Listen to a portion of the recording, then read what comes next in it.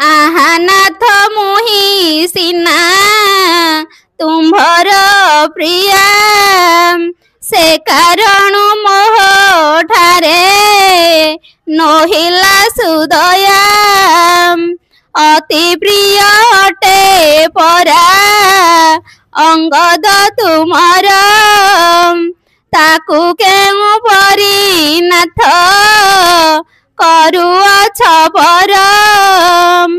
के मन्ते बଞ୍ଚିବ सेही बालुत तनय पिता होई पुत्र ठारे हेउछ निर्दय मोते सिना पाषाण रे गड़िअछि बिहीम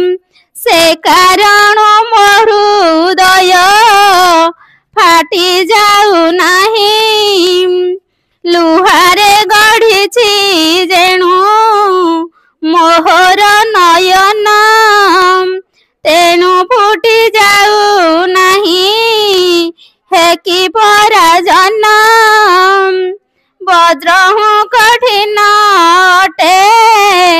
श्रवण मोहर आहे नाथ से कारणु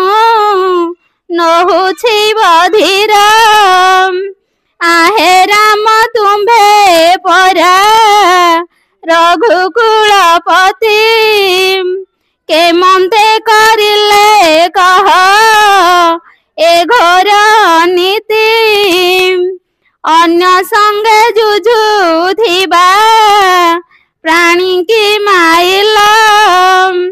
संताप सागर जले मोते भसाइल बाल्यकालु आजी जाए मुहि दिने मात्र करी त नथिली दुख भोग पद्म नेत्र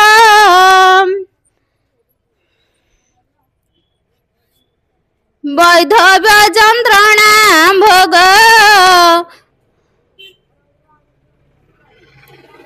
वैधव्य यंत्रणा भोग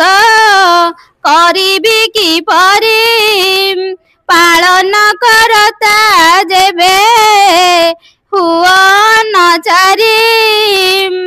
तेबे निश्चय वसुंधरा जीव सहरसा तल सपत सागर जल लंघिबे ककुल आहा मोर सुकुमार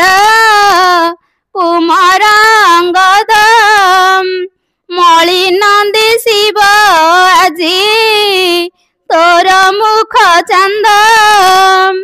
आजी ठारू पितृहीन हेलु रे नंदन कर नाही दुख मुख केबे दर्शन तोहर खुड़ुता हेला परम बैरी तो पिता को मराइला कौशल करी राज राजा हेब दूर करी देव तोते अरण्य रे रही बाबू बंचिबु के मन्ते आरे बस पिता मुख कर दर्शन आजी ठारू लुचि बसे सुंदर बदन पुत्र मुखे चुंब दियो आहे प्रियतम सुख्याति लाभिले मारी तुम्भंकु श्रीराम वीरपण देखाइले कपि गोटा मारी मित्र हेतु रक्षा कले प्रतिभा तांकरी समरण करी पुणी लुचि लुचि रणे बुढ़ा मांकड़े को मारी पकाइले बाणे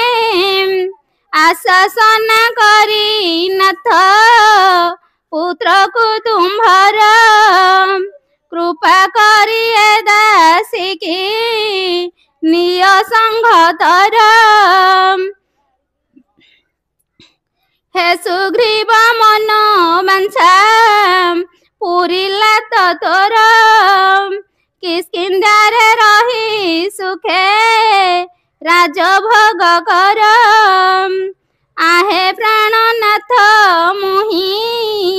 କରୁଛି ରୋଦନ କିମ୍ପାଇଁ ନ କହ ମୋତେ ପ୍ରବୋଧ ବଚନ ଦେଖ ତୁମ୍ଭ ରାଣୀ ମାନେ କରୁଛନ୍ତି ଶୋକ ରୋଦନ ଶବଦେ ପୂର୍ଣ୍ଣ ହୁଏ ଦଶ ଦିଗ ସେ ମହିଳା ମାନଙ୍କର ଲୁହ ପୋଛି ଦିଅ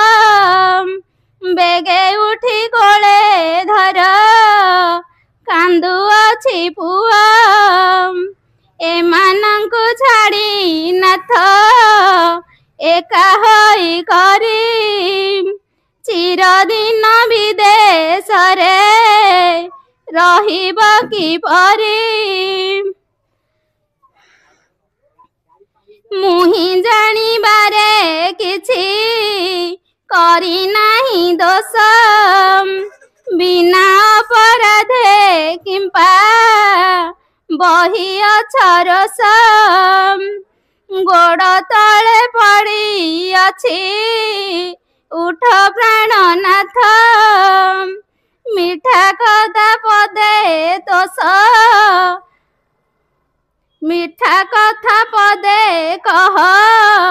ତୋଷ କର ଚିତ ଏମନ୍ତ ବହୁତ ଶୋକ କଲା ତାରା ସତୀ ବାଳି ଚାରି ପାଖେ ବେଢ଼ି କାନ୍ଦନ୍ତି ଯୁବତୀ ଅତି ବୁଦ୍ଧିମନ୍ତ ବୀର ପବନ ନନ୍ଦନ କର୍ଣ୍ଣେ ଶୁଣି ଯୁବତୀଙ୍କ କରୁଣ ବଚନ ଅତ୍ୟନ୍ତ ଦୁଃଖିତ ହୋଇ ଗଲା ଧୀରେ ଧୀରେ ଦେଖିଲା ତାରା ମଣି ପଡ଼ିଛି ଭୂମିରେ ଗଗନ ମଣ୍ଡଳୁ ଖସି ପଡ଼ିଛି କି ତାରା ସ୍ୱର୍ଗୁ ଖସି ପଡ଼ିଅଛି କିବା ଅପସରା ହନୁମାନ ବୋଲେ ମାତ ଶୁଣ ମୋ ବଚନ ଜାଣି ଶୁଣି କାହିଁ ପାଇଁ କରୁଛ ରୋଦନ ଅନିତ୍ୟ ସଂସାରେ କେହି ନୁହଁ ଇଟି ଚିର ସ୍ଥାବର ଜଙ୍ଘମ ସବୁ ପଦାର୍ଥ ଭଙ୍ଗୁର କର୍ମ ଅନୁସାରେ ପ୍ରାଣୀ ଫଳ ଭୋଗ କରେ ସମଦମ ରାଗ ଦ୍ୱେଷ ହିଂସା ଅହଙ୍କାରେ ସ୍ୱର୍ଗ ନରକାଦି ଫଳ ଭୋଗ ହୁଏ ଜାଣ କର୍ମ ଶେଷ ହେବାରୁ ହେ ମଲା କପିରାଣ ଅକାରଣେ କିମ୍ପା ଶୋକ କରୁଛ ଗ ମାତ କେ କାହାର ପିତା ମାତା କେ କାହାର ସୁତ ଜଳ ବିନ୍ଦୁ ପରି ଏହି ଜୀବନ ଚିର ଅତି ସୁକୁମାର ଏହି ଅଙ୍ଗଦ କୁମାର ତୁମ୍ଭ ଶୋକ ଦେଖି ତାର ଦେହ କ୍ଷୀଣ ହେବ ଅଗ୍ନିରେ ଦଗ୍ଧ କର ସ୍ୱାମୀ ମୃତ ଶବ କେଉଁ ବାଳି ତିନି ପୁରେ ଥିଲା ବଳିଆର ୟା ପାଦରେ ଖଟିଥିଲେ ସକଳ ବାନର କର୍ମ ଶେଷ ହେବାରୁ ସେ ମଲା ଏକ ବାଣେ ଜାଣୁ ଜାଣୁ ଶୋକ କିମ୍ପା କର କାରଣେ ପରମ ଧାର୍ମିକ ଥିଲା ଏ ବାଳି ନୃପତି ସେହି ଧର୍ମ ବଳୁ ନିଶେ ଲଭିବ ସ୍ୱର୍ଗତି ଶୋକ ପରିହର ମାଗ ମନ ସ୍ଥିର କର ତୁମ୍ଭର ଆୟତ ଏହି କିସ୍କିନ୍ଧ୍ୟା ନଗର ସୁଗ୍ରୀବ ଅଙ୍ଗଦ ଦୁହେଁ ତବ ଆଜ୍ଞାକାରୀ ପୁତ୍ରକୁ ଏହି ରାଜ୍ୟରେ କର ଦଣ୍ଡଧାରୀ। ଏ ସମୟେ ପୁତ୍ର ରଜା କରିବା ଉଚିତ। ସେ